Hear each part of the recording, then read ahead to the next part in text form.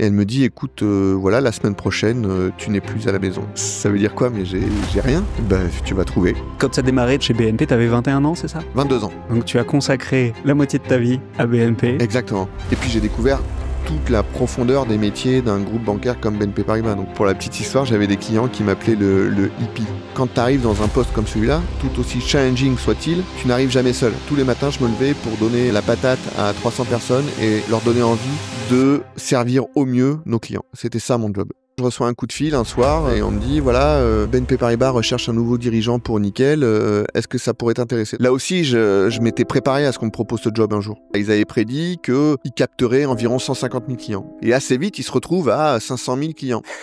Nickel, c'est un compte, une carte, un RIB, disponible en 5 minutes dans votre bureau de tabac. Mais vous êtes partout.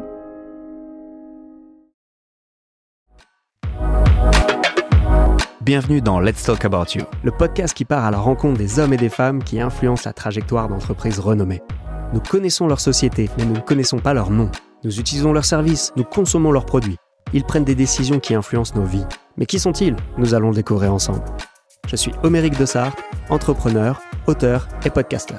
À travers ces échanges, je souhaite mettre en avant la personnalité de celles et ceux qui ont tant à nous raconter. Toutes les 2 semaines, retrouvez un nouvel épisode sur votre plateforme favorite. Pour les recevoir directement, je vous invite dès à présent à vous abonner. Très bonne écoute!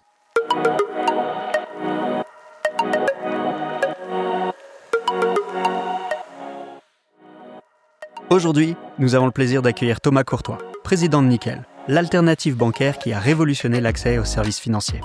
Avant de prendre les rênes de Nickel en 2019, Thomas a fait ses armes chez BNP Paribas, maison mère de l'entreprise, où il a occupé divers postes stratégiques en marketing, audit et gestion de réseau. Son parcours entre expertise bancaire et engagement social l'ont naturellement mené à développer Nickel, une solution simple, sans condition de revenu, disponible chez votre buraliste. Sous sa direction, Nickel n'a cessé de grandir, s'implantant à l'international et touchant des millions de clients. Mais qui est l'homme derrière la mission? Qu'est-ce qui l'a poussé à démocratiser l'accès à la banque? À quitter BNP? Quels défis et ambitions pour la suite? C'est ce qu'on va découvrir aujourd'hui. C'est parti! Bonjour Thomas. Bonjour Aymeric. Alors je rentre tout de suite dans le vif du sujet. Ma toute première question, tu l'as déjà entendue. Est-ce qu'on peut se tutoyer? Absolument. Merci. Avec plaisir. Tout le monde se tutoie chez Nickel. Ah, ça c'est bon à savoir. D'ailleurs, vous êtes tous jeunes avec des Jordan et tout. Si vous embauchez, je vais postuler. Ouais, on a quelques collectionneurs. Est-ce que tu peux nous donner ton état civil, s'il te plaît? Oui, donc je suis Thomas Courtois, je suis né le 6 novembre 1974, je viens de fêter 50 ans. Je suis pacsé et j'ai un petit garçon de 13 ans. Merci bien. Et la 3e question que j'aime beaucoup, c'est si tu te plonges dans ta mémoire, quel est ton souvenir le plus lointain? Écoute, mon souvenir le plus lointain, c'est un souvenir un peu particulier, mais qui illustre un peu un trait de ma personnalité, je pense. Je devais avoir peut-être 2-3 ans, donc c'est vraiment un souvenir très lointain. J'habitais Aix-en-Provence et je me souviens, je ne sais plus pourquoi exactement, je suis descendu de l'immeuble chez moi, j'habitais au 1er étage et je voulais aller jouer dans le bac à sable tout seul. Je prenais une liberté folle vis-à-vis de mes parents et je me rappelle avoir vu 2 autres enfants dans le bac à sable et être remonté chez moi illico de timidité. Voilà, donc je suis quelqu'un de très timide. Bon, je me soigne, hein. Mais voilà, c'est mon plus vieux souvenir, je crois. Et tu considères que tu l'es toujours? Ah, je me suis beaucoup soigné, mais oui, je suis encore quelqu'un d'assez timide et je me force à prendre la parole, etc. et à être un personnage public d'une certaine façon, au moins dans l'entreprise, en tout cas. Et puis je suis quelqu'un qui a toujours un peu manqué de confiance en lui aussi. Mais à la fin, je pense que ça a été aussi une force. Ça a évité d'avoir trop de certitudes. C'est pas mal aussi. On y reviendra, c'est ultra intéressant. Donc tu as grandi à Aix-en-Provence? J'ai grandi à Aix-en-Provence. Tes parents sont de la région? S'ils y étaient pour pro-raison? Non, mes parents, ma maman est originaire de Bourgogne. Mon père est originaire du sud de la région parisienne. Et en fait, pour trouver du travail, ils ont trouvé du travail à Marseille en premier, et puis ensuite à Aix-en-Provence. Et donc voilà, donc j'ai grandi vraiment de 0 à 20 ans à Aix-en-Provence, une région magnifique. Et on voyageait très peu quand j'étais enfant. Donc pour moi, tout ce qui était au nord de Montélimar, alors les sudistes comprendront où c'est. Au nord de Montélimar, c'était le gris, la pluie, le froid, la vie en noir et blanc presque. Et voilà, moi j'ai découvert sur le tard qu'il y avait bien d'autres régions en France qui étaient magnifiques à visiter. Mais Il y a tout dans le sud, c'est pour ça. voilà, à l'époque, c'est ce que je pensais en tout cas. Donc une enfance plutôt très heureuse, ensoleillée. Ouais, exactement. Une enfance où j'ai manqué de rien. Ma maman était professeure de maths dans un collège d'Aix-en-Provence. Mon père était ingénieur dans une grande usine sidérurgique, comme il y en a plusieurs, voilà, à Fos-sur-Mer. Et voilà, donc j'ai manqué de rien. J'ai grandi dans une famille où on était 3 frères. Donc une famille de 5, voilà, mes parents et mes 3 frères. Donc voilà, une vie assez tranquille. Voilà, mais je disais avec très peu de voyages, on vivait vraiment dans un petit cocon. Mes copains, c'était les voisins du quartier, et puis voilà, et les vacances, elles étaient passées chez mes grands-parents, à la fois en Bourgogne ou dans le sud de la région parisienne. C'était vraiment une vie bien normée, quoi. Et sur la fratrie, tu te positionnes Je où? suis l'aîné. T'es l'aîné. Ouais. Donc t'avais pas tes 2 grands frères qui auraient pu venir Non, exactement. te laisser C'est la moi place qui ai au bac à tracé sable. la voie pour eux d'ailleurs, ce qui est assez marrant. Ils ont fait les mêmes études que moi derrière. Voilà, donc et puis très tôt d'ailleurs, je devais, enfin comme mes 2 parents travaillaient, très tôt j'ai dû aussi m'occuper de mes frères, ce qui m'a donné un certain sens des responsabilités assez tôt. Et alors, tu dis, tu es resté dans le sud jusqu'à tes 20 ans. C'est quoi, tu fais un collège, lycée? Quelle est ta spécialité au lycée? Quelle C'est est ça, j'ai l'orientation? fait, alors, heu, quand j'étais enfant, j'avais beaucoup de mal à me projeter dans ma vie professionnelle, donc voilà, j'avais du mal à savoir ce que je voulais faire, et donc tous mes choix, notamment au lycée quand il faut commencer à en faire, c'était pour se laisser un maximum d'options ouvertes. Et donc j'ai fait, à l'époque, une première S, terminale C, donc plutôt scientifique, maths, physique, quoi. Et puis ensuite, arrivé en terminale, je suis allé dans une prépa HEC, toujours à Aix-en-Provence, sans trop savoir ce que c'était d'ailleurs que les écoles de commerce, mais c'était, pour la petite histoire, comment j'ai choisi une prépa HEC, c'était vers la fin du dépôt des dossiers pour s'inscrire dans les prépas. Une de mes copines qui me dit: «Bah tiens, toi qui aimes bien l'histoire géo et puis la physique et les maths, hem, il y a une prépa HEC, ça t'irait assez bien. Tu es assez fort en langue aussi, ça t'irait assez bien une prépa HEC». Je dis: «Mais c'est pour faire quoi?» Elle me dit: «C'est pour faire une école de commerce». Et je dis: «Mais on fait quoi après une école de commerce?» «Ben, on travaille dans les grandes entreprises». Et donc voilà, et je me suis dit: «Tiens, ça doit être pas mal». Et comme quoi, il y a C'est des comme ça. rencontres. Exactement. Il y a un peu Pourtant, un j'avais peu. une mère qui était prof, elle aurait pu guider mon orientation davantage, mais non, voilà, ça s'est fait un peu comme ça. Et puis donc, j'ai fait une prépa HEC à Aix-en-Provence, que j'ai redoublé. À l'époque, c'était 1 an que j'ai redoublé. Et c'est ensuite que je me suis mis à voyager, voilà, puisque j'ai fait mon école de commerce à Nantes. Ça y est, t'es sorti du cocon et Je suis sorti du cocon. Pour la petite anecdote d'ailleurs, quand je suis arrivé à Nantes, donc à distance avec mes parents, on avait réservé un studio pour me loger à Nantes, pas trop loin de l'école. Et la première chose que j'ai faite en arrivant à Nantes, véridique, hein, 1er soir, je suis allé à La Baule voir l'océan Atlantique. C'était la première fois que je le voyais. Et donc voilà. Et finalement, j'avais trouvé que c'était pas très différent de la mer Méditerranée. Finalement, ça m'avait un peu déçu. la vue vers l'horizon, vers Ouais, l'infini. finalement, ouais, il y avait, voilà. Puis à La Baule, il y avait pas des vagues énormes non plus, donc Tu fais quelle école d'ailleurs? Audencia, D'accord. qui s'appelait pas comme ça à l'époque. Tu vois, je suis vieux, je viens de passer 50 ans. À l'époque, ça s'appelait École supérieure de commerce Nantes Atlantique, et voilà, qui est devenue Audencia depuis. T'en as des bons souvenirs? Excellent souvenir. Ça a été l'une des plus belles périodes de ma vie, je pense. C'est un moment où tout est possible. J'ai découvert des tas de choses en quittant un peu le cocon familial à Aix-en-Provence, et en quittant la Provence tout court d'ailleurs. Donc ouais, j'ai des super souvenirs à l'école. J'ai rencontré des gens formidables qui sont encore aujourd'hui mes meilleurs amis. Génial.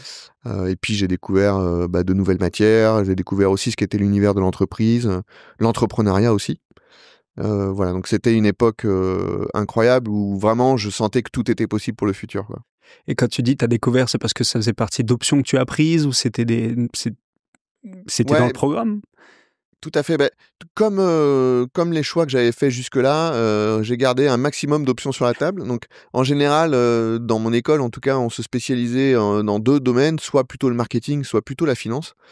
Et moi, j'avais fait le choix de faire les 2. Donc, j'avais pris majeure finance, mais toutes mes options en marketing, toujours pour me laisser un maximum de possibilités pour la suite de mon parcours, quoi. Ah, tu connaissais tout le campus en plus, quoi. Carrément. Tu fais Audencia, c'est quoi? C'est 4 ans à l'époque? 5 ans? C'était 3 ans. C'était 3 ans, c'était un bachelor. Non, c'était programme grande école, mais on n'avait pas les années de césure que font beaucoup maintenant. C'était très très peu répandu à l'époque.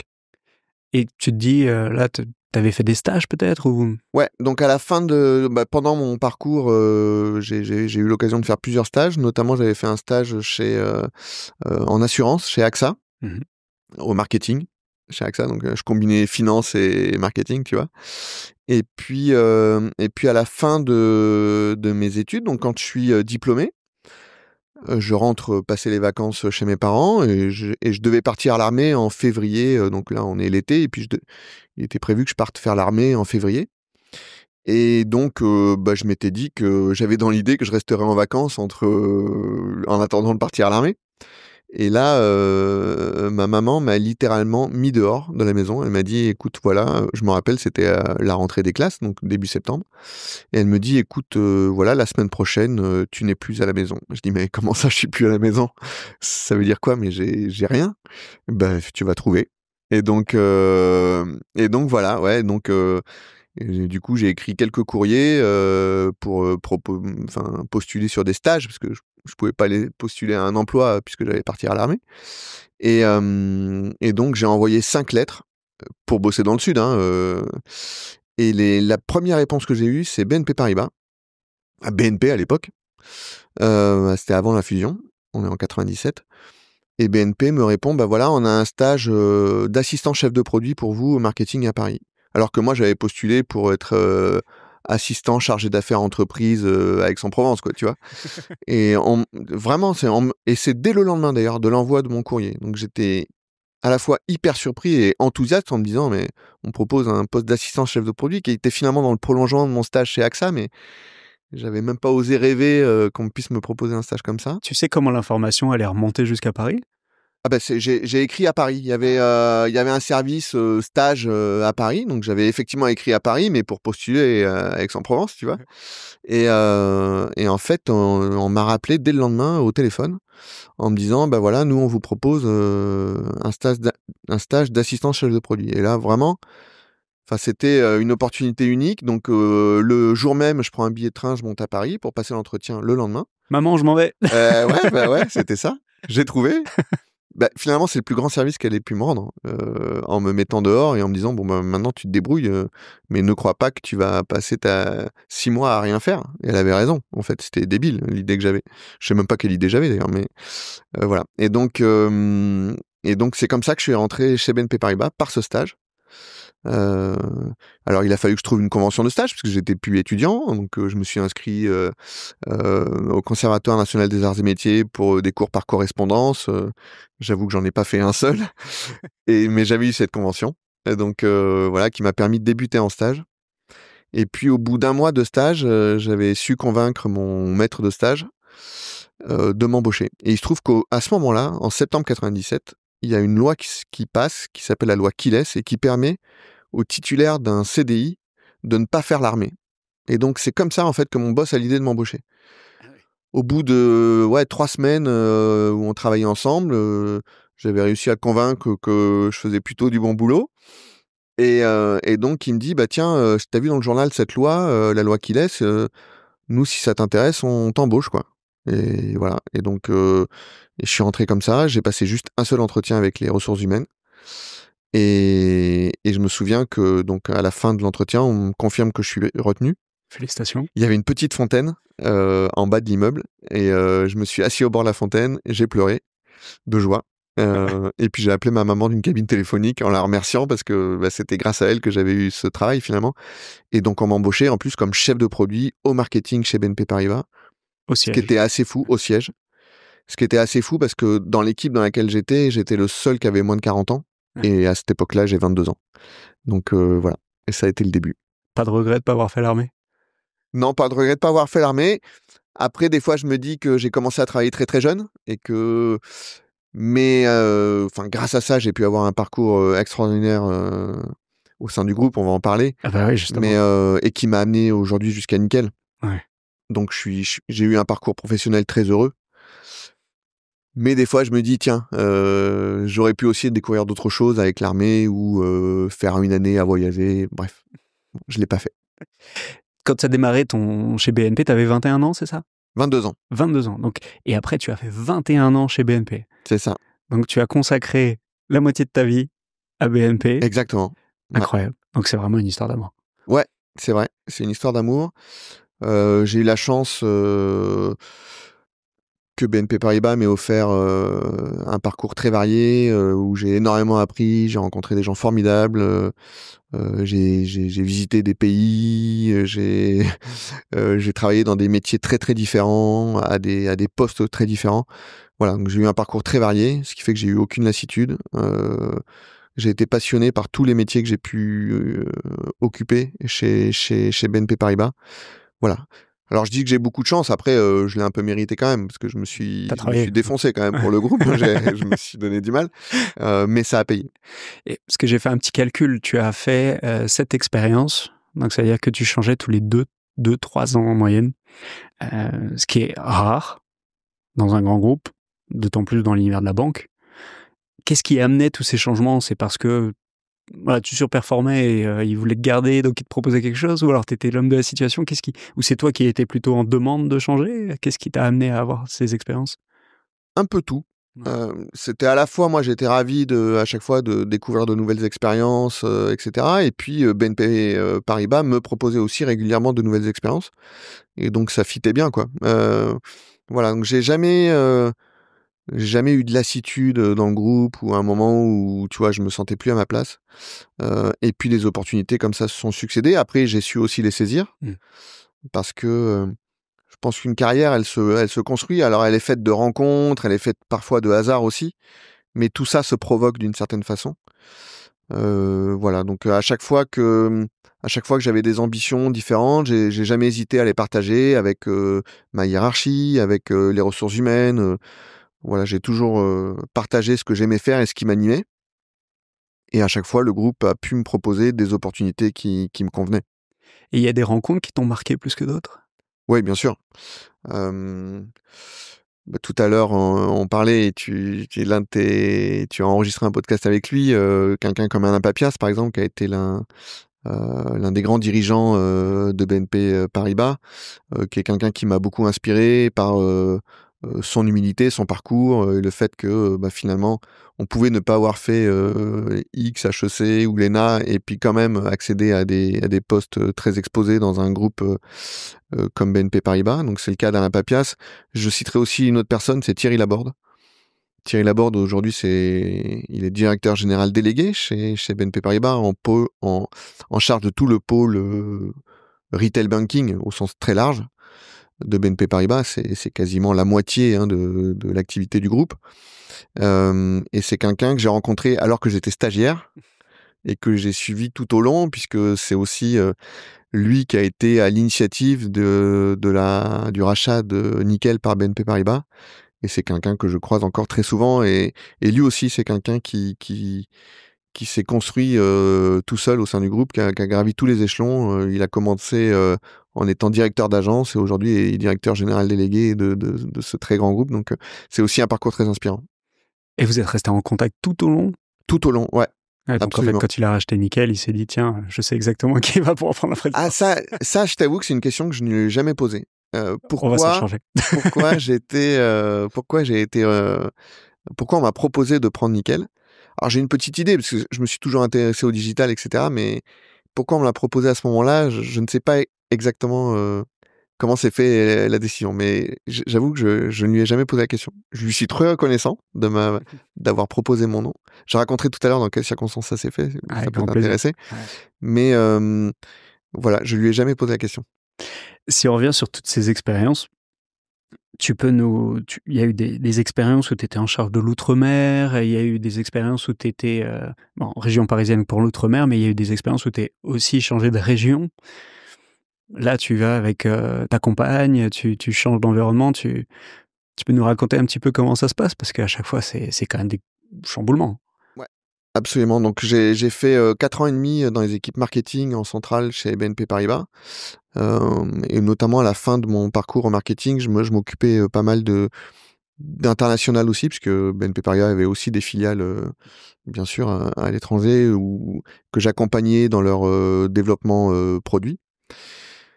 Et puis ensuite, je pars à l'inspection générale où je passe 4 ans et demi. Et là, pendant 4 ans et demi, je fais des tas de missions. Des missions durent à peu près 3 mois. Et ça peut être dans le monde entier, ces missions-là.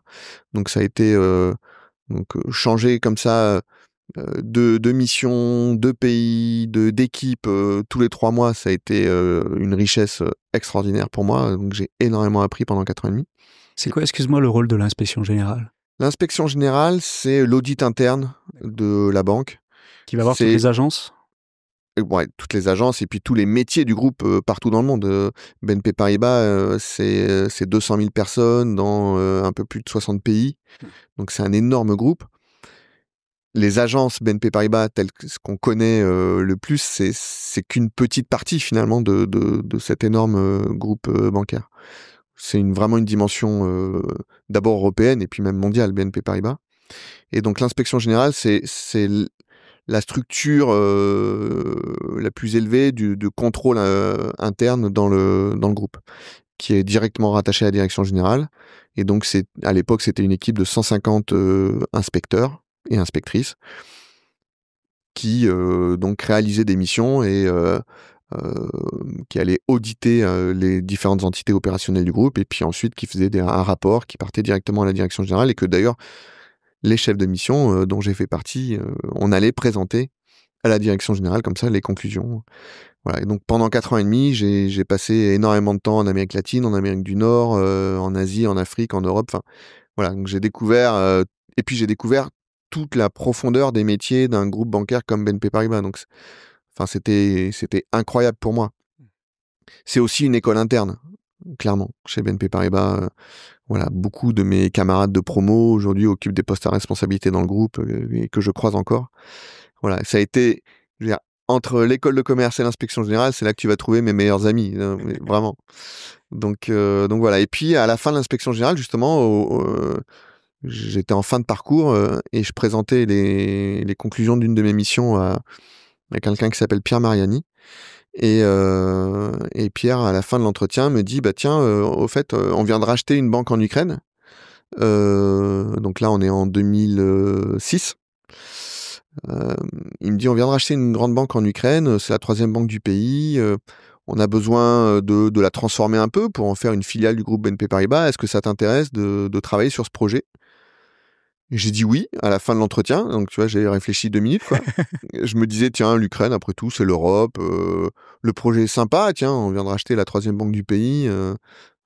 Et voilà. Et puis donc ça, c'était un vendredi soir. Dès le lundi, il annonce à son équipe de direction qu'il a trouvé quelqu'un pour piloter le projet. Il a passé un bon week-end. Et voilà. Et puis c'était parti. Et donc je suis allé en Ukraine. Alors voilà, je voyageais beaucoup entre Paris et Kiev, mais j'ai passé énormément de temps à Kiev. Et je t'avoue que d'ailleurs, j'imaginais pas du tout au moment où j'avais dit oui, ce que j'allais y trouver là-bas, une culture très très différente, des façons de travailler très différentes. Enfin voilà, mais ça a été hyper riche, donc c'était une expérience très fondatrice pour moi aussi. On est loin du bac à sable là quand même. Ah là, on est loin du bac à sable. Ouais, là vraiment, je me suis lancé, ouais. Ah, c'est clair. Quand j'ai dit oui, il y avait une forme de naïveté et en même temps. En fait, quand j'étais à l'inspection générale, j'aurais pu faire n'importe quel métier dans le groupe BNP Paribas, d'une certaine façon. Enfin, j'aurais pu rejoindre n'importe quel des métiers de ce groupe. Donc, j'aurais pu faire de l'assurance, de la banque privée, de la finance de marché, du financement de grandes entreprises, etc. Tu avais la vue 360 degrés. Voilà, exactement. J'avais un peu tout vu dans le groupe et je pense que j'avais une certaine légitimité pour pouvoir postuler à peu près partout dans le groupe. Et en fait, et d'ailleurs, mes camarades faisaient souvent le choix d'aller plutôt dans les équipes CIB, donc ou l'asset management. C'était ce qui était les métiers qui étaient à la mode à l'époque et les métiers qui payaient le mieux aussi, il faut le dire. Ouais. Et en fait, moi, j'avais fait un choix qui était un peu original. J'avais fait le choix de la banque de détail, c'est-à-dire la banque retail. Pourquoi j'ai fait ce choix-là? Parce que c'était le métier qui me rendait le plus fier. Il y a 2 choses que j'aime beaucoup dans cet univers de la banque de détail et dans le métier de banquier. C'est accompagner des clients, qu'ils soient des particuliers, des professionnels, des entreprises, à réaliser leurs projets. Leurs projets d'acheter une nouvelle maison, de développer son entreprise, de créer son entreprise éventuellement. mais aussi leur projet de vie, tout simplement. Parce que tu accompagnes les clients de façon très intime quand tu es banquier. Et voilà, et c'est ce métier-là que j'aimais bien. C'est un métier qui, pour moi, est très concret, qui est dans le réel. Et en plus, c'est un métier où tu peux vite manager des équipes assez larges. Et donc, c'est ce qui m'a conduit à faire le choix de la banque de détail à la sortie de l'inspection, alors même que c'était pas forcément le métier le plus en vogue à l'époque, en 2006. T'as eu moins de concurrence aussi. Bah, du coup, j'avais moins de concurrence, ouais, exactement. Ça a été aussi, du coup, c'est pour ça sans doute que Pierre Marigny était bien content que je réponde oui quand il m'a proposé le truc. Entre l'Ukraine et la banque de détail, je sais pas si ça a attiré les foules, mais j'avais dit oui parce que je me disais c'est une expérience incroyable d'intégrer une nouvelle banque de cette dimension dans un groupe comme BNP Paribas. Forcément, j'allais beaucoup apprendre. Alors, j'ai bossé comme un taré. J'ai dû apprendre le russe, que je baragouine. Voilà, je le comprenais mieux que je ne le parlais. Mais voilà, ça a été une expérience extraordinaire. Ça a duré combien de temps? 3 ans. D'accord. Et après? Et après, donc, c'était un peu le deal d'ailleurs, c'est qu'après cette expérience-là, travailler comme ça en proximité de la direction générale, à la fois la direction générale du groupe BNP Paribas et de cette filiale en Ukraine, l'idée c'était de pouvoir ensuite prendre la direction d'une des filiales banque de détail de BNP Paribas. Et donc c'est ce que j'ai fait en Guadeloupe. Donc là, je change de météo là, à ce moment-là. Mais et donc je prends la direction générale de BNP Paribas Guadeloupe, qui est une petite banque, mais qui a tout d'une grande en fait, parce que elle avait tous les métiers d'une grande banque, mais en petit, en local. Donc c'était une banque, la dimension c'était 300 personnes à peu près, 50 000 clients. Dans tous les métiers, à la fois particuliers, banque privée, professionnelle, entreprise, et même des très grandes entreprises. On avait même des boîtes cotées comme clients. Et voilà. Et puis j'avais ma propre direction d'informatique, direction du marketing, etc. Donc une certaine liberté. Alors quand je prends ce poste-là, d'ailleurs j'ai 34 ans, on est en 2009. T'as 34 ans. Ouais. Et là, c'est pareil. Donc je t'avais dit, j'ai dit oui à l'Ukraine de façon un peu inconsciente, tout en étant assez lucide que c'était le métier que je voulais faire, et puis en plus c'était l'international. Et j'étais préparé à ce qu'on me propose la direction générale d'une filiale de BNP Paribas dans cet univers du retail. Et en même temps, en Ukraine, moi je faisais que de donner des conseils, grosso modo. Je pilotais ce qu'on appelait le plan de transformation de cette filiale qui s'appelle Ukresibank. Excuse-moi, mais t'as 31 ans finalement quand t'arrives en Ukraine. Quand j'arrive en Ukraine, j'ai 31 ans. Et ils ont réagi comment, les Ukrainiens de la banque? Ça va, ils étaient assez détendus, ils étaient très jeunes eux aussi, donc pas de problème. Ok, très bien. C'était des équipes très jeunes aussi en Ukraine, donc ça fitait bien. Mmh. Ils étaient plutôt contents d'ailleurs de voir un jeune avec eux. Et donc voilà, mais quand j'arrive en Guadeloupe, là en revanche, c'est très différent parce que mes prédécesseurs étaient beaucoup plus expérimentés que je ne l'étais en arrivant. Et donc j'arrive moi à 34 ans. Comme je te disais, jusqu'ici, quand j'étais à l'inspection, voilà, je faisais des constats, des recommandations, je donnais des conseils, quoi, grosso modo. En Ukraine, c'est pareil, je pilotais le plan de transformation, mais donc je faisais des propositions de réorganisation des différents services, même des propositions sur la stratégie, le business plan, etc. Mais ensuite, tout ça a été validé par d'autres. Là, quand j'arrive en Guadeloupe, c'est moi qui ai les rênes, vraiment, c'est toi qui valide. entre les mains, et avec une forte autonomie. Et donc, quand j'arrive, je suis un peu flippé. Je me dis, mais est-ce que je vais y arriver? Est-ce que je vais être à la hauteur? Et en fait, ce que j'ai appris, et c'est un élément qui m'a permis ensuite, plus tard, de relever d'autres défis, c'est de te dire que quand tu arrives dans un poste comme celui-là, tout aussi challenging soit-il, tu n'arrives jamais seul. D'abord, tu as des équipes qui sont en place, qui connaissent très bien leur métier et sur lesquelles tu vas t'appuyer. Tu as aussi d'autres pairs. Donc j'avais, quand j'étais en Guadeloupe, j'avais aussi un très bon contact avec celui qui était en Martinique, celui qui était en Guyane, avec qui on pouvait échanger. Et puis j'avais aussi un boss qui était excellent et qui m'apportait tous les conseils dont je pouvais avoir besoin. Donc voilà. T'étais où géographiquement? Alors à ce moment-là, je suis basé à Pointe-à-Pitre. Donc je passe 3 ans et demi à Pointe-à-Pitre. Donc là, ma femme me suit. Enfin, ma compagne, puisqu'on est pacsé, je l'ai dit tout à l'heure. Et puis c'est aussi un projet de vie, parce qu'à ce moment-là, c'est pour nous le bon moment de faire un enfant. Et donc notre petit garçon va naître là-bas. Voilà.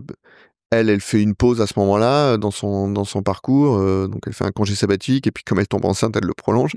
Voilà comment ça se passe. Tout s'organise bien. Tout s'organise bien et donc à la fois ça m'a permis de combiner une expérience professionnelle hyper enrichissante tout en construisant ma famille. Donc voilà. Et puis on a passé 3 ans et demi sous un climat qui est assez sympa. Et puis c'est pareil, on a rencontré des gens formidables sur place. Donc les 3 ans doivent passer très très vite. Ouais. Tu t'en sors plutôt comment à l'issue de ces 3 années avec les manettes en main Bah écoute, tu vois, c'est dans tout mon parcours, c'est probablement l'un des postes dont je suis le plus fier. Je sais exactement ce que j'ai laissé sur place, que j'ai pu construire, les résultats que j'ai obtenus et vraiment je suis très très fier de ce passage-là. Donc je sors conforté dans le fait que je peux piloter une entreprise de cette dimension et la développer. Voilà. Et d'ailleurs, je pense que dans le groupe, j'ai cette image-là d'être quelqu'un qui est relativement agressif commercialement. Ce qui peut jouer des tours d'ailleurs, hein, parfois. Mais parce que quand on dit il est trop agressif, trop enthousiaste, tu vois, ça peut être un peu suspicieux dans un groupe bancaire où il y a quand même une logique aussi de contrôle très forte.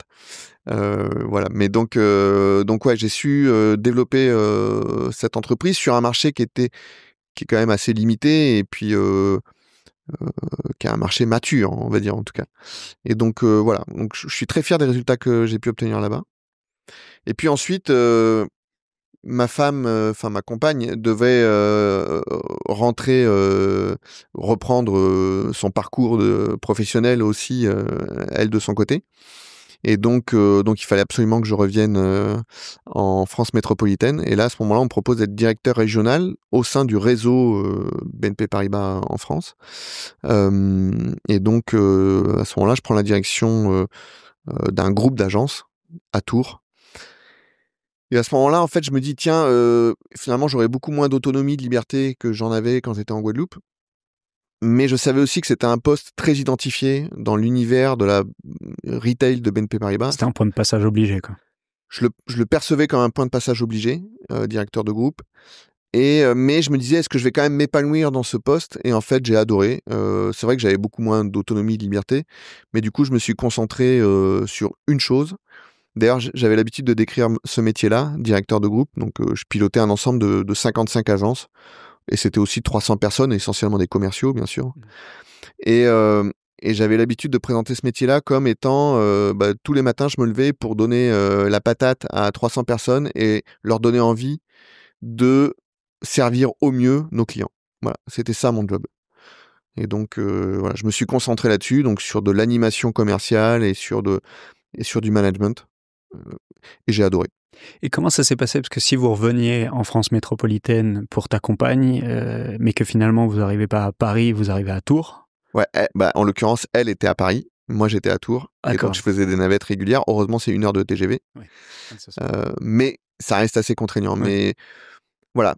Mais en fait, à ce moment-là, moi, j'impose à mon entreprise de devoir rentrer en métropole à un moment où il t'aurait bien gagné laissé en Guadeloupe, quoi, tu vois. On a quelqu'un pour la Guadeloupe. Et donc, à ce moment-là, t'acceptes aussi que t'as pas forcément le job pile que tu veux à Paris. Voilà. Et donc, puis au final, ça a été une bonne chose parce que ce que tu vis en province est un peu différent de ce que tu peux vivre à Paris aussi. Voilà. Et puis j'ai adoré. J'ai passé 4 ans à Tours. Et ensuite, je prends la direction de l'ensemble des filiales outre-mer de BNP Paribas. Donc, je vais remplacer celui qui était mon patron quand moi j'étais en Guadeloupe, justement. Et voilà, donc c'est une sorte de continuité. Là aussi, je m'étais préparé à ce qu'on me propose ce job un jour. Je savais quel âge avait mon prédécesseur. Il s'appelle Bruno Petit, d'ailleurs, je le salue s'il écoute ce podcast. C'est quelqu'un que j'admire énormément. Et donc je savais qu'il s'approchait de la retraite. Je savais qu'on avait une très bonne relation. Je me disais, tiens, si on doit un jour le remplacer et qu'on doit chercher quelqu'un qui est passé par l'outre-mer et qui connaît un peu ses territoires, etc., il est possible qu'on me propose le job. Et je m'étais dit, et si on me le propose, je l'accepterai. Et à la même époque, je suis très intéressé aussi par Hello Bank. Et donc, je dis, voilà, l'univers du digital, c'est quelque chose qui me plaît. Voilà, si vous avez besoin de moi pour Hello Bank, ça pourrait m'intéresser. Bon, finalement, on me prend pas pour Hello Bank et on me propose l'outre-mer. Et c'est pareil. Au moment où on me propose le job, je dis oui tout de suite parce que je m'étais préparé mentalement à ce qu'on me le propose et j'avais essayé de laisser un bon souvenir pour qu'on puisse me le proposer, justement. Et donc, voilà. Et je me rappelle que celle qui me propose le job est très surprise du fait que je l'accepte aussi vite. Elle me dit, mais donc c'est oui? Je dis, bah oui, c'est oui. Elle me dit, d'accord, donc on dit oui. Je dis, bah voilà. On dit oui. Voilà, donc voilà comment s'est fait ce parcours. Et puis au bout de 2 ans à l'outre-mer, donc là on est en début 2009. Début 2019, 19, pardon. ouais. Début 2019. Et donc, BNP Paribas a fait l'acquisition de Nickel mi-2017. Il y a eu une forme de continuité avec le management précédent. Le goodwill. Et à ce moment-là, exactement. Et à ce moment-là, le management s'apprête à partir pour d'autres projets. Et donc, et c'est à ce moment-là qu'on va me proposer Nickel. Et alors, ça s'est passé comment, la transition? Eh ben, ouais, vers la exactement. transition. Bah donc, en fait, on est en janvier 2019. Je reçois un coup de fil un soir et on me dit, voilà, BNP Paribas recherche un nouveau dirigeant pour Nickel. Est-ce que ça pourrait t'intéresser? Donc, c'est ma boss de l'époque, Marguerite Bérard, qui m'appelle pour me dire ça. Et en fait, je lui dis tout de suite, ben ouais, ça me branche. Elle me dit, oulala, elle me dit, attends, passe au moins la nuit dessus, tu me rappelles demain, réfléchis un peu quand même. Elle me dit, de toute façon, moi, j'ai bien envie qu'on continue à travailler ensemble, donc j'aurai aussi des projets pour toi, quoi. Et je dis, écoute, non, franchement, Nickel, ça m'intéresse. Je connaissais un peu, j'avais déjà rencontré Hugues Lebret, l'un des fondateurs, qui m'avait raconté un peu le parcours de cette météorite, quoi. Et je m'étais dit, rejoindre une entreprise innovante avec un projet social aussi affirmé que celui-là, et avec le succès commercial de Nickel, franchement, le train, il passe qu'une fois, quoi. Et bon, voilà. Donc, j'ai quand même réfléchi la nuit, mais dès le lendemain matin, j'ai confirmé que le poste m'intéressait. Et alors, ce qui est marrant, c'est qu'on me dit, bah, ok, mais tu n'es pas seul à postuler. D'accord. Vous êtes 4 candidats potentiels. Il y en a 2 chez BNP Paribas et 2 de l'extérieur.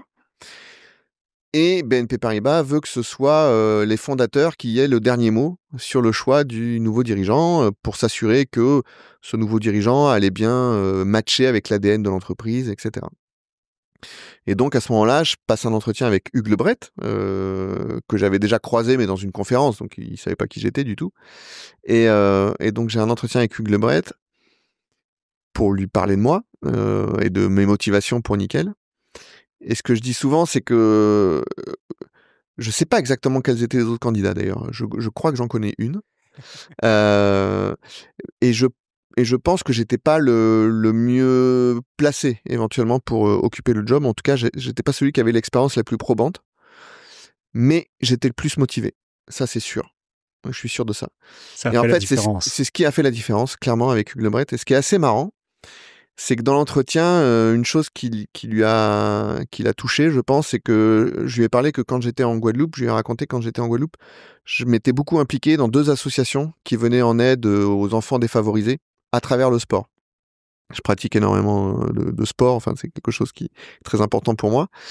Et donc je m'étais impliqué dans 2 associations locales qui comme ça, par le sport, travaillaient l'insertion des jeunes. Et donc j'avais même appris le créole, etc. Et donc en racontant ça à Hugues Lebret, il s'est dit, ok, le gars, il va être prêt à parler aux buralistes, à aller sur le terrain.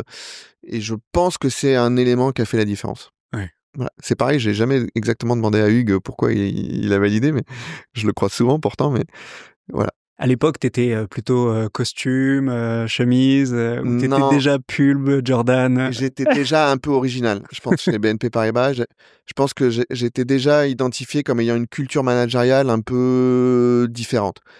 Mais ce qui n'était pas très compliqué, parce que j'ai souvent été parmi les plus jeunes managers dans enfin, si tu veux, à mon niveau, quoi. Mmh. Et donc évidemment, j'apportais un souffle peut-être un peu nouveau, etc. Et puis, je m'étais toujours intéressé aux innovations dans le domaine de la finance. Donc voilà. Et donc on m'avait déjà demandé de travailler sur certains projets. Tu vois, je m'étais déjà impliqué dans des projets un peu innovants. Donc j'étais un peu identifié comme il connaît un peu l'univers du digital et il a une culture managériale un peu un peu atypique. Donc déjà, j'étais déjà en jean. Ça va matcher. Voilà. Ouais. Ouais, exactement. Quels Mais sont... même en Guadeloupe, je vais te dire, T'étais en short. non, j'étais pas en short. J'avais quand même une veste et tout, mais pour la petite histoire, j'avais des clients qui m'appelaient le hippie. Parce que j'avais les cheveux un peu plus longs, enfin bon, bref. Et puis ils n'avaient pas l'habitude de voir un si jeune en fait à ce poste-là. Donc voilà, ça m'avait fait rire. Mais donc voilà, j'étais déjà pas en costard cravate. C'est quoi les principaux défis que tu rencontres actuellement dans ton rôle? Les défis chez Nickel, c'est de... En fait, je suis convaincu que Nickel a un potentiel extraordinaire de développement. Enfin, c'est un succès phénoménal de se dire que en 11 ans maintenant, on a conquis 4,5 millions de personnes d'ouvrir un compte chez nous. Et tout ça à bas bruit, je vais dire, parce que on investit très peu en marketing, en communication, c'est-à-dire que nos clients viennent par le bouche à oreille, donc c'est la satisfaction de nos clients qui amène de nouveaux clients. Et ça, c'est une puissance extraordinaire. Et quand tu as ce moteur qui est si fort, en fait, tu as des tas de moyens de l'accélérer. Donc voilà, moi je suis convaincu du potentiel de développement de Nickel. Et le plus dur pour moi, c'est d'avoir le bon rythme de croissance, c'est-à-dire sans aller trop vite non plus et se brûler les ailes, et ne pas aller trop lentement non plus et finalement priver l'entreprise de son potentiel.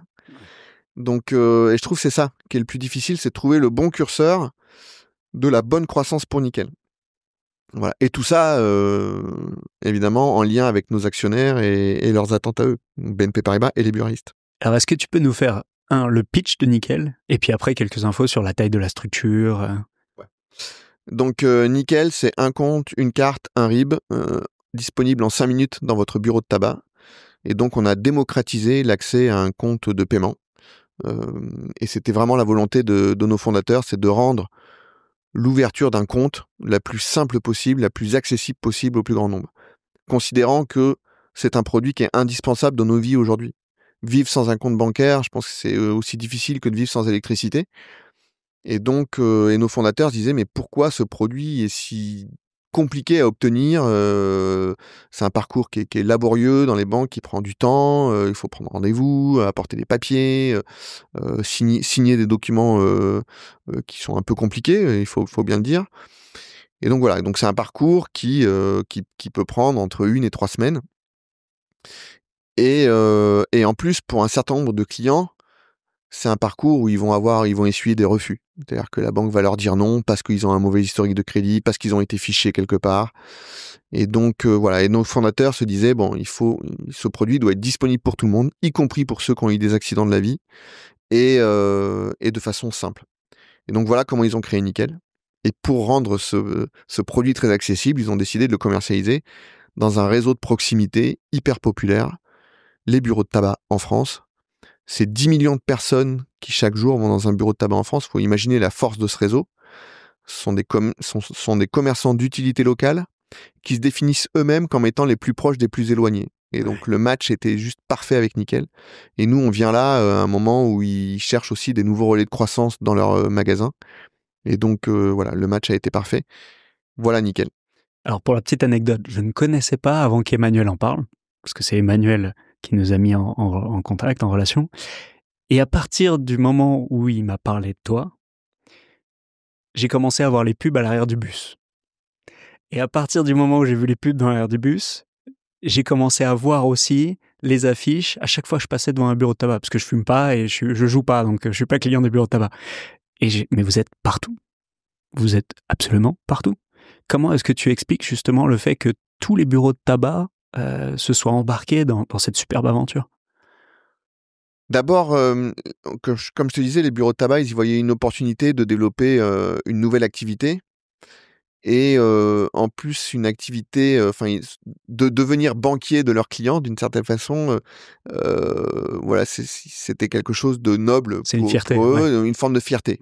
De rendre un service aussi utile et nécessaire à leurs clients, c'est une vraie fierté. Et puis, on apporte 3 éléments majeurs à un bureau de tabac. Le premier, c'est qu'on lui apporte de nouveaux clients. Tu l'as dit, tu ne fumes pas, tu ne joues pas au jeu, tu as peu d'occasions d'aller dans un bureau de tabac. Tu pourrais y aller pour acheter la presse éventuellement. Mais donc, et avec Nickel, on amène de nouveaux clients. Juste pour te donner un indicateur, on a calculé qu'en moyenne, lorsqu'un buraliste décide de distribuer Nickel dans son magasin, la fréquentation du point de vente va augmenter de 7% en un an. Faire rentrer 7% de clients en plus dans ton magasin, quand tu es commerçant, tu vois tout ce que ça peut générer derrière, comme vente croisée, etc. Ouais, c'est énorme.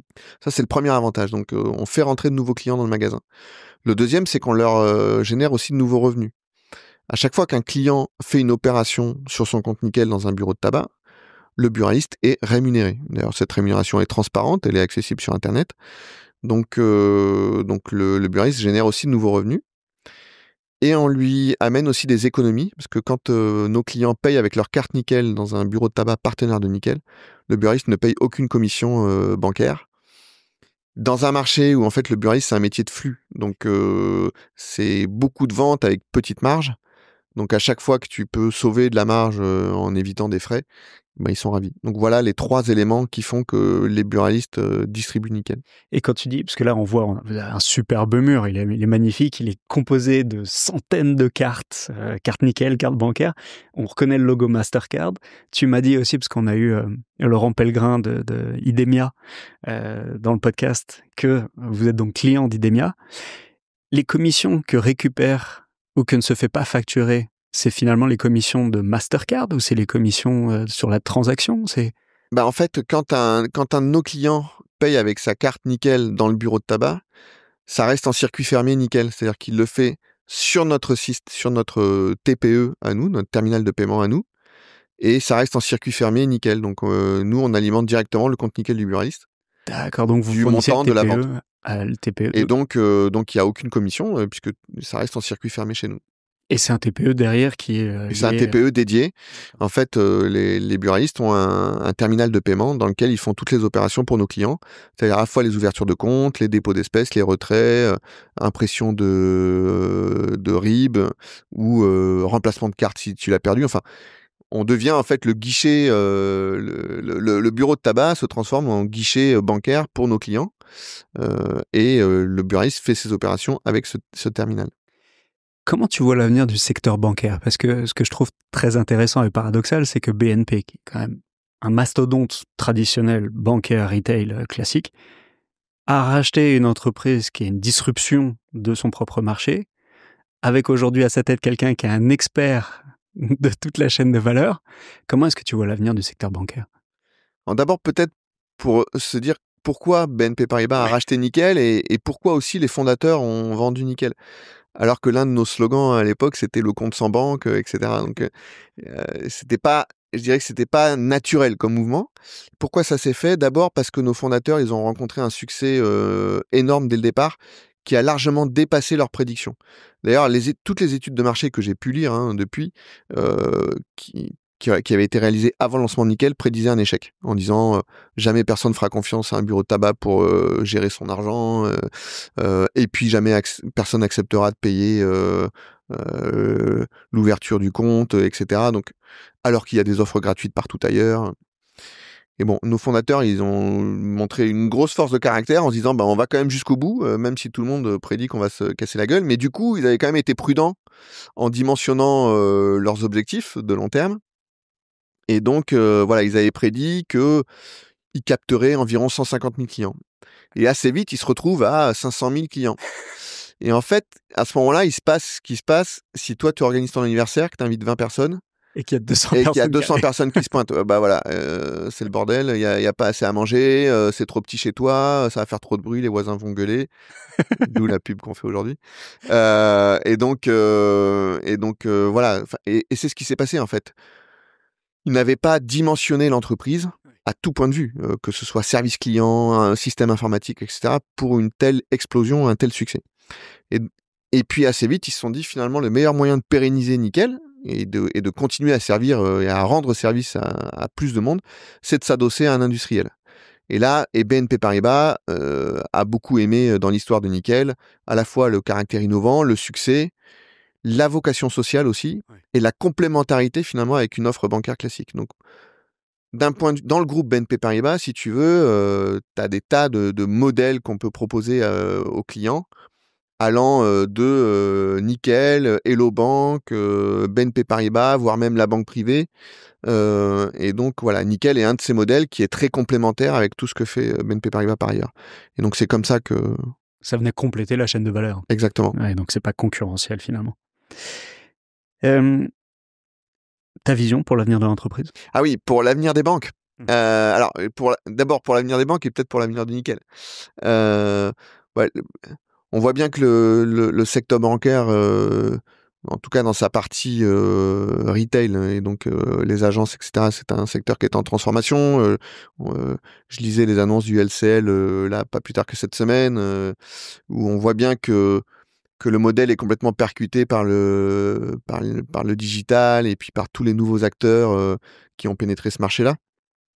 Et les attentes des consommateurs ont aussi énormément évolué. Donc, je trouve que c'est passionnant d'être au cœur de cette transformation et de voir cette transformation de l'intérieur dans un groupe comme BNP Paribas. Voilà, donc c'est un métier qui se transforme complètement et qui, je veux dire, on le voit bien, il y aura de moins en moins d'agences et un service qui sera de plus en plus géré à distance avec des outils digitaux, avec l'IA, etc. Bon, voilà, donc l'avenir du secteur, il n'est pas très compliqué à envisager. Et puis, il y a beaucoup d'innovation dans l'univers du paiement aussi, qui fait que le paiement est de plus en plus sûr, simple, facile pour tout le monde. Voilà. Alors, pour Nickel maintenant, je te disais, moi, je suis convaincu du potentiel énorme de l'entreprise. Donc, tout le sujet, c'est de se dire jusqu'où on va. Parce que vous avez déjà commencé à aller sortir des frontières nationales. Exactement.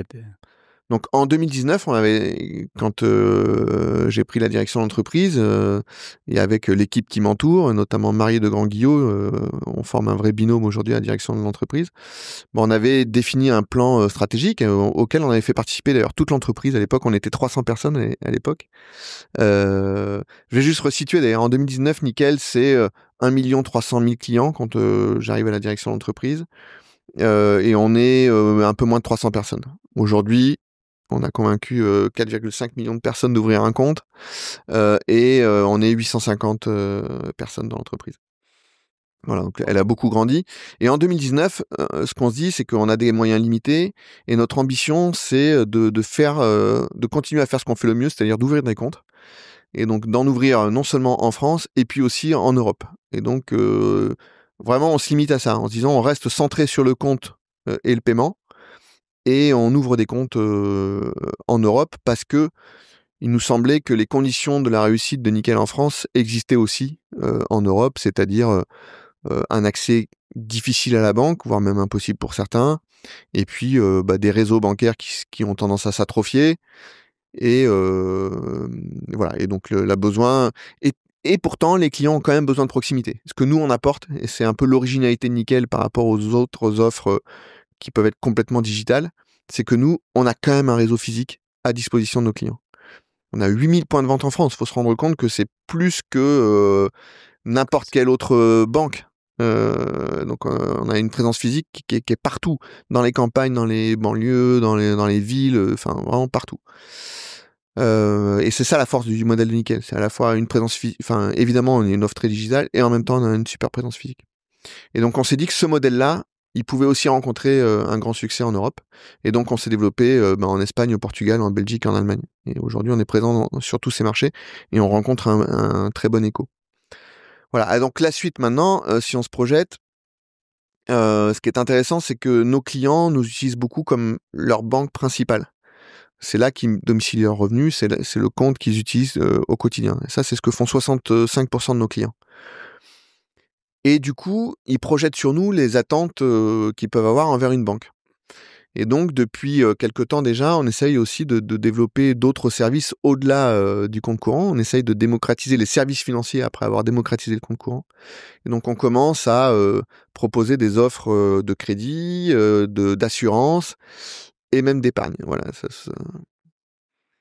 Donc, ce qu'on peut te souhaiter pour la suite, c'est encore plus de succès et toujours plus de produits. Enfin voilà, moi je suis convaincu que Nickel est loin d'être au bout de son développement.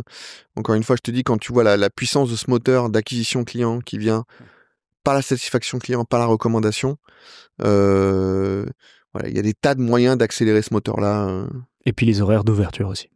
Ah, exactement. C'est vrai que on a des clients nous qui ouvrent des comptes le dimanche, quoi. Hein, donc, et qui viennent déposer des espèces le dimanche, etc.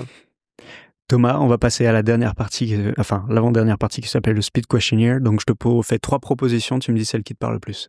D'accord. Thé, café, chocolat? Chocolat chaud. Alors j'en bois pas souvent, mais quand j'ai le choix, je prends un chocolat chaud. Je bois jamais de café ni de thé. Plutôt matin, après-midi, soir?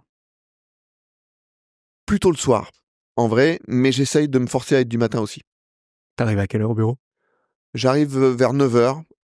Ça dépend des jours. Je peux arriver très tôt aussi, je peux arriver vers 8h. Mais en moyenne, on va dire 9h. Et tu viens tous les jours? Je viens tous les jours à vélo. Okay. J'ai un petit vélo pliant que tu peux voir juste derrière moi peut-être. Mais voilà, je viens tous les jours à vélo, ça me permet de m'oxygéner la tête avant d'arriver au travail. Foot, rugby, tennis, autre? Course à pied. D'accord. Voilà, je cours 4 fois par semaine et puis je suis un fan de trail. Donc, entre qui avait Pointe-à-Pitre, t'as dû...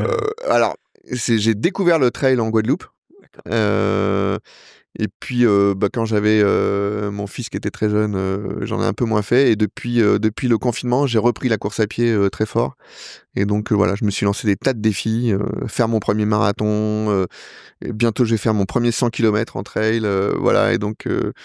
Et ça me permet donc de courir 4 fois par semaine, ça me permet de gérer mon stress. Tu fais le matin plutôt ou le soir? Plus souvent le matin, et en fait après un peu quand je peux. Donc par exemple hier, j'avais un entraînement qu'il fallait absolument que je fasse hier, et donc je l'ai fait entre 21h et 22h, sous la pluie d'ailleurs, pas de bol. Au moment où je sors, il pleut. Ville, campagne, montagne? Montagne. Je suis un fan de montagne, hiver comme été. Je sais pas, ça m'apaise. Tu changes juste tes chaussures. Ouais, exactement. Innovation, tradition, disruption? Je dirais innovation. On a souvent dit d'ailleurs que Nickel est très disruptif, mais je pense que la force de Nickel, c'est les innovations qu'on a pu apporter. L'ouverture de compte en 5 minutes, le fait que le compte fonctionne en temps réel sans risque pour le client de se retrouver à découvert. Et finalement, c'est pas très compliqué les recettes du succès de Nickel, mais il a fallu cette innovation-là. C'est génial. Lecture, cinéma, musique, autre? Cinéma. J'aimerais lire, mais j'ai du mal à trouver le temps pour ça. Et puis, je me laisse trop absorber par les écrans. J'avais pris une résolution cette année en disant que je passerais moins de temps sur l'écran de mon téléphone. C'est un échec. Tu réponds très très vite aux emails. Exact. Très très vite. Ah, merci, tu l'as noté. Ah oui. J'essaye, je me force. Ça fait plaisir. Tu sais que je fais partie de ceux, je sais pas si c'est une maladie, mais je ne peux pas me coucher sans avoir checké tous mes mails. Pareil. Voire snoozer. Exactement, mais on est quelques-uns comme ça. Hein, quand j'en vois d'autres, des fois, qui ont 1000 messages non lus, je me dis, mais comment ils font pour pas transpirer? Mais surtout, on n'oublie jamais rien. Non, exactement. Parce que tout est organisé. Exactement. Et ça reviendra. Ça demande une organisation une discipline militaire, mais la contrepartie, c'est que je suis souvent le nez sur mon téléphone. Tu me fais très plaisir, en tout cas. Je me sens moins seul. Printemps, été, automne, hiver? Printemps. Les jours qui rallongent, les fleurs qui apparaissent, les feuilles sur les arbres. Et en plus, tu sais que tu as tout l'été devant toi pour profiter. C'est vraiment la meilleure part de l'année. On y arrive là, c'est cool. Ah, ça fait du bien. Bitcoin, Ethereum, Solana, autre? Ah, écoute, ma position sur les crypto-monnaies, d'abord, j'en ai jamais acheté, jamais utilisé. Donc du coup je fais un peu arrière-garde là-dessus, je dois dire. Pourtant je suis en général early adopters, mais là-dessus je suis pas passé. En fait j'ai du mal à me dire à quoi ça sert. Au-delà de spéculer sur la valeur que ça prend. Et quitte à spéculer, je préfère spéculer sur des actions d'entreprise, au moins je sais qu'il y a un truc derrière. Donc j'ai eu du mal à franchir le cap. L'innovation de la blockchain a sans doute beaucoup d'utilité. Et d'ailleurs, le fondateur de Nickel aujourd'hui a créé un projet qui s'appuie sur la blockchain pour permettre de tracer les dons que tu peux faire aux associations, etc. Donc il peut y avoir une vraie utilité sociale derrière ça. Ça s'appelle comment? Ça s'appelle Poto. Poto, P-O-T-O ? P-O-T-O, exactement. Mon ami Poto. Si tu tapes monamipoto.fr, tu vas trouver. Voilà, il vient de lancer cette plateforme-là qui te permet de faire des dons à des tas d'associations. Et le don que tu fais, tu envoies, tu sais comment il va être utilisé par les associations que tu as accompagnées. Voilà, donc il instaure de la transparence grâce à la blockchain. Donc je sais que ça peut être très utile. Mais sur les crypto-monnaies, voilà, moi j'y vois comme plutôt un outil de spéculation assez vain, voire même inutile, voire même dépensant trop d'énergie. Donc voilà. Mais je suis sans doute un peu old school. Pour les réseaux sociaux, LinkedIn, Twitter, enfin X, Instagram, autres? Alors LinkedIn à mort. Dans nos métiers aujourd'hui, tu peux pas te passer de ça. Et j'étais aussi présent sur X, mais que j'essaye d'arrêter maintenant parce que je peux plus supporter. Voilà. Thomas, on va passer aux 3 dernières questions. Est-ce que tu as une recommandation de lecture, un podcast ou une newsletter que tu aimes suivre? Ouais, alors bon, je suis beaucoup de podcasts sur la course à pied, donc je peux en recommander 2. C'est Dans la tête d'un coureur et c'est Course épique. Voilà, ce sont 2 podcasts que j'adore. C'est pour te motiver, c'est pour tu l'écoutes pendant que tu cours, Je les écoute plutôt en voiture ou en transport. Non, quand je cours, j'aime bien avoir les oreilles libres. Mais ouais, ça m'inspire. D'abord, ça me plaît d'écouter les histoires d'autres qui pratiquent le même sport que moi, professionnels ou amateurs. Et en plus, je trouve que les 2 s'appellent Guillaume d'ailleurs, les 2 animateurs de ces podcasts, et ils sont très très bons pour faire. Ça me permet de revivre un peu mes propres courses, etc. Et puis de vivre ça aussi à travers ceux qui les interviewent. Donc c'est voilà. Et puis en plus, ils donnent plein de conseils sur les entraînements, etc. Donc voilà. Mais sinon, d'un point de vue économique, j'aime beaucoup Génération Do It Yourself de Mathieu Stéphanie, mais bon, que beaucoup connaissent. Je crois que c'est l'un des plus gros podcasts en France maintenant. Ouais, il est énorme. Puis il a un format qui est long, qui est atypique, Ah oui, qui plaît beaucoup. Exactement. Est-ce que justement, tu as un ami ou une connaissance que tu me recommanderais d'inviter sur le podcast? J'ai parlé de lui rapidement tout à l'heure, mais je sais pas si c'est exactement dans ta cible, mais moi, quelqu'un que je trouve hyper inspirant, c'est Riyad Boulanoir, donc qui est l'un des fondateurs de Nickel. J'ai parlé d'Hugues Lebret tout à l'heure, mais celui qui a eu l'idée au départ, c'est Riyad Boulanoir. D'ailleurs, Hugues Lebret a écrit un livre qui s'appelle No Bank et qui raconte l'histoire de Riyad et de la genèse du projet de Nickel. C'est assez intéressant. Et donc Riyad, c'est quelqu'un de hyper inspirant, qui a un cœur énorme, qui a créé Nickel avec son cœur, et il y a tout mis. Il a fait all-in sur le projet, quoi. Il a mis tout son argent, toute son énergie, sa santé, ses rêves. D'ailleurs, il le dit. Nickel m'a pris mes rêves pendant plusieurs années, c'est ce qu'il dit. Et voilà. Et donc donc c'est quelqu'un qui a un cœur énorme et qui aujourd'hui développe, alors qu'il aurait pu vivre à la plage pendant 150 ans sans rien faire, je pense. Il a fait le choix de se relancer un nouveau défi, toujours dans la solidarité et toujours avec un grand cœur. Voilà, je pense que c'est quelqu'un d'hyper inspirant, dont je suis assez proche, et je suis hyper fier qu'aujourd'hui, lui soit fier du travail qu'on fait collectivement chez Nickel. Ouais, vraiment, tu peux pas savoir à quel point ça me rend fier que nos fondateurs, et en particulier Riyad et Hugues, soient fiers de ce que devient l'entreprise aujourd'hui. Voilà. Ça se voit dans ton regard. Je suis très attaché. Ça se voit. Voilà. Et j'étais encore hier avec lui d'ailleurs pour parler de Poto aux équipes de Nickel. Donc voilà, c'est quelqu'un qui est très proche de nous. Ouais, avec grand plaisir. Et ma toute dernière question, c'est si on souhaite te contacter, quelle est la meilleure manière de s'y prendre? La meilleure manière, c'est LinkedIn. Je réponds à tous ceux qui m'écrivent, sauf si c'est vraiment des propositions trop commerciales. Mais voilà, je lis tous mes messages sur LinkedIn et j'essaye d'y répondre le plus vite possible. Un grand merci Thomas, bravo pour ton parcours, pour toute l'énergie que tu donnes, bravo pour toute la croissance que tu insuffles à cette magnifique entreprise. Voilà, vraiment, c'est que de l'inspiration et que du kiff. Donc, merci Oméric, merci, j'étais ravi que tu me permettes d'être à ton micro.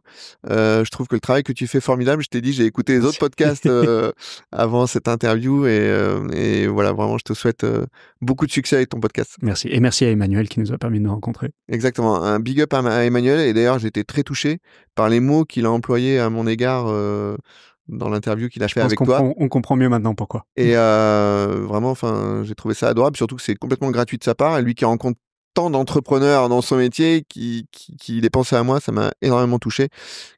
Il l'a dit, on travaille ensemble, on donne des cours ensemble au Master X HEC. Donc voilà, je suis très très touché. Et donc merci Emmanuel. Merci Emmanuel et merci Thomas. Merci Emmanuel, merci Oméric.